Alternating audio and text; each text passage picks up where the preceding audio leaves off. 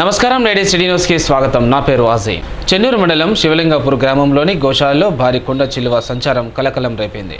మంచిర్యాల జిల్లా చెన్నూరు మండలం శివలింగపూర్ గ్రామంలోని గోశాలలో భారీ కొండ చిలువ సంచారం తీవ్ర కలకలం రేపింది. గోశాలలోని వరండాలో ఓ మూలన ఉన్న సుమారు 12 అడుగుల పొడవున్న కొండ చిలువను చూసి గోశాల సిబ్బంది తీవ్ర భయాందోళనకు గురయ్యారు.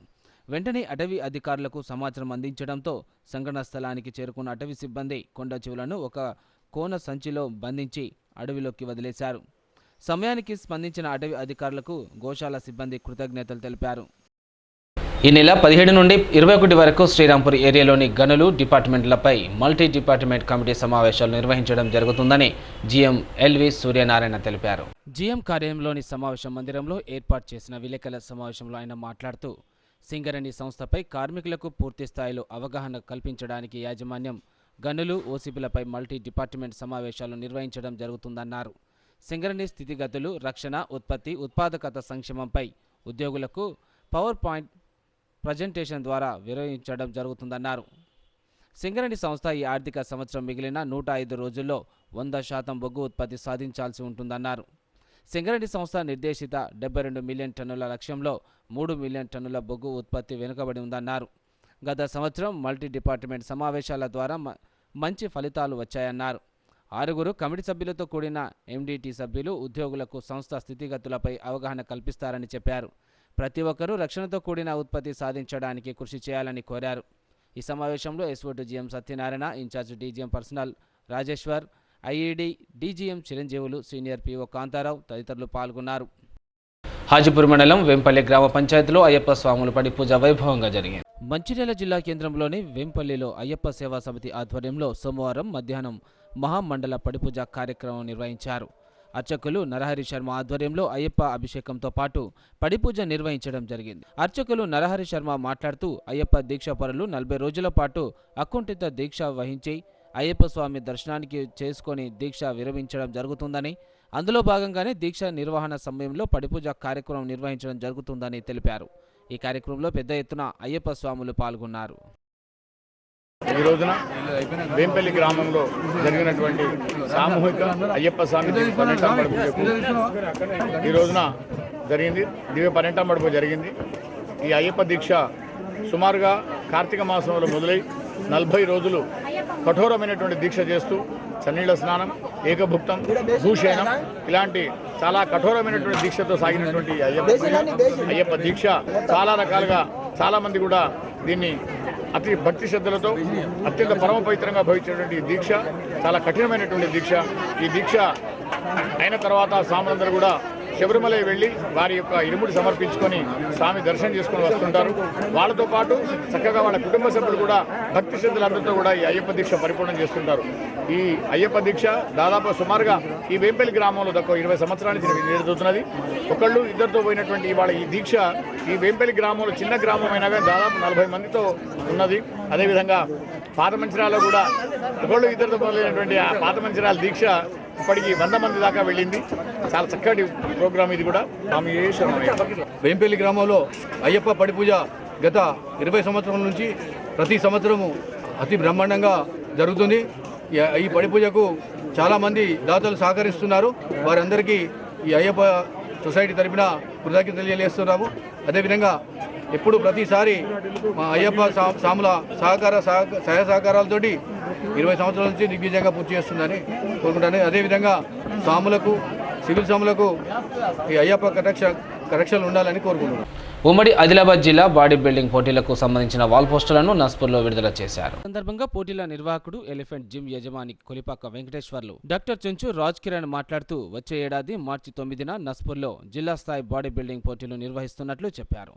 ప్రతి సంవత్సరం నస్పూర్లో బాడీ బిల్డింగ్ పోటీలను నిర్వహించడం జరుగుతుందన్నారు. ఉమ్మడి జిల్లాలలోని బాడీ బిల్డింగ్ క్రీడాకారులు పోటీలకు సిద్ధమై పెద్ద సంఖ్యలో పాల్గొనాలని వారు కోరారు.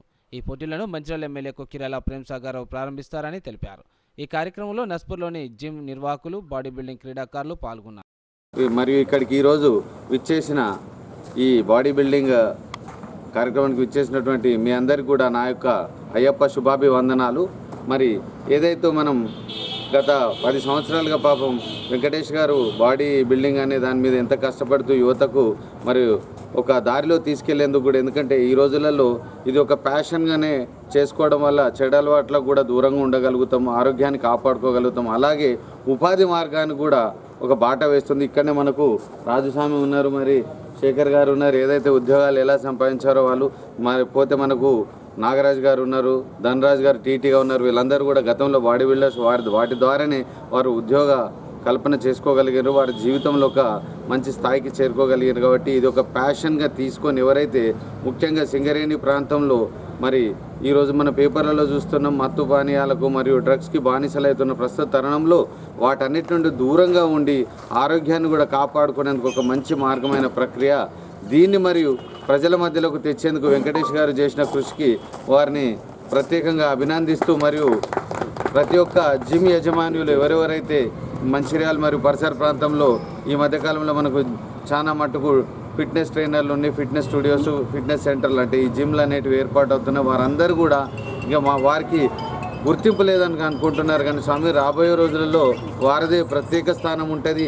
మరి ఇలాంటి కార్యక్రమాలు ఇంకెన్నో కూడా తీసుకొని, ఎందుకంటే ఇంటర్ డిస్ట్రిక్ట్ పోటీలలో పాల్గొని మరి నేషనల్ మీట్లలో కూడా మన పిల్లలు పాల్గొని మరి మంచిర్యాల కోల్ బెల్ట్ ఏరియాకు మంచి పేరు తీసుకురావాలి. అలాగే ఉమ్మడి ఆదిలాబాద్ జిల్లా అంటేనే మరి ప్రతిభకు మారు పేరు కాబట్టి మనం మట్టిలో మాణిక్యాలం, మనం నిజంగానే నల్లమ బొగ్గు తీసే ప్రాంతంలో ఉన్నాం కాబట్టి చలి వేడి మనకున్నటువంటి ఒక వ్యత్యాసమైన వాతావరణం మనకు ఉన్నది. దీన్ని వాడుకొని మనం అందరం మంచిగా ప్రాక్టీస్ చేసి, ఎందుకంటే 3 నెలల సమయం ఉన్నది.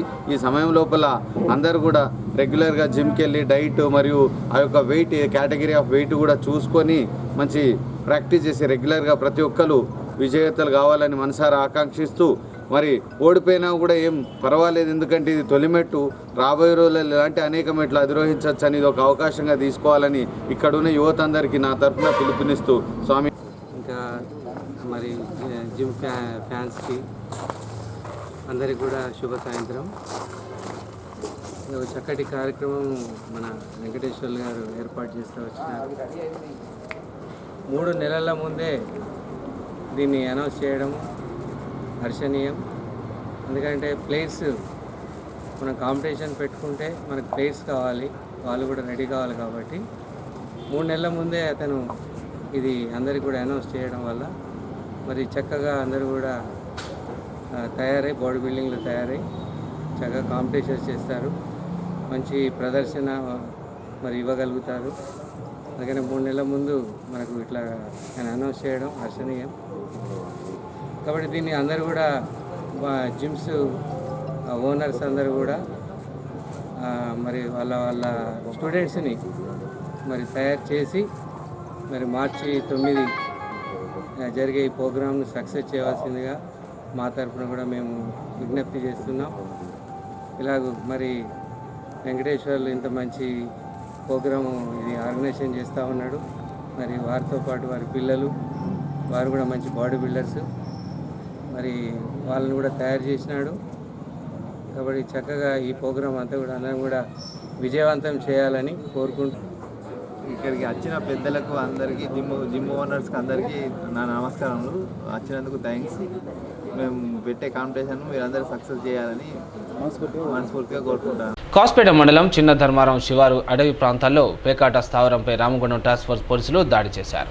6 పేకాట రాయులను అరెస్టు చేసి వారి వద్ద నుండి 13,220 రూపాయలను స్వాధీనపరుచుకున్నారు. రామగుండం పోలీస్ కమిషనర్ ఆదేశాల మేరకు task force CI Raj Kumar SI సిబ్బందితో కాస్పేట పోలీస్ స్టేషన్ పరిధిలోని చిన్న ధర్మారం శివారు అటవీ ప్రాంతంలో గల పేకాట స్థావరంపై దాడి చేశారు. ఇక్కడ పేకాట ఆడుతున్న కాస్పేట మండలానికి చెందిన ఎగ్గే రాజ్ కుమార్, వేల్పుల సతీష్, షేక్ అహ్మద్, ఎండి యాసిన్, మారం శంకర్, సూరం శ్రీనివాసులను టాస్క్ ఫోర్స్ పోలీసులు అరెస్టు చేశారు. వీరి వద్ద నుండి 13,220 రూపాయల నగదు, 5 సెల్ ఫోన్లను స్వాధీనం చేసుకున్నారు. తదుపరి విచారణ నిమిత్తం కాస్పేట పోలీసులకు అప్పగించారు. నేటి సిటీ న్యూస్ ఇంతటితో సమాప్తం. తిరిగి ప్రసారమైన సిటీ న్యూస్తో మళ్ళీ కలుసుకుందాం. అంతవరకు సెలవు. నమస్కారం.